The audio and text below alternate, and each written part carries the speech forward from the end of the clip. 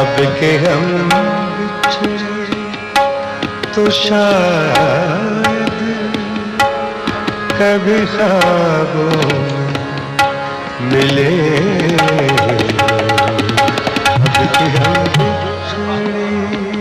اب کہ ہم بچھڑے تو شاید کبھی خوابوں میں ملیں.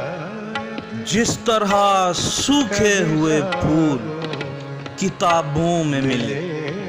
25 اگست 2008 کو احمد فراز ادب و سخن کے جہاں سے کچھ یوں بچھڑے کہ پھر ادبستان کے طلسم سراؤں کے مرصع مصروں کے خواب بھی بکھر گئے ہوں گے.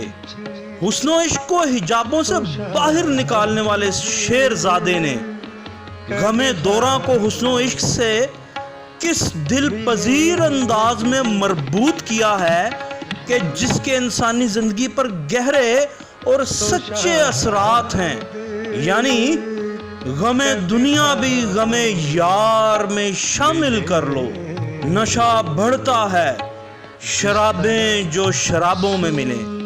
اور صد حیف کہ آج فراز کی 11ویں برسی پر خبریں اور رپورٹس بنے گی، مگر شاید ہمارے معاشرے میں احمد فراز اور اس جیسوں کی کوششوں کے بعد بھی ادب نشیب سے نکل کر فراز حاصل نہ کر سکا. اور بقول فراز ایک عمر سے ہوں لذت گریا سے بھی محروم. اے راحت جاں مجھ کو رلانے کے لیے آ. عدیل شجاع، خبرستان، لاہور.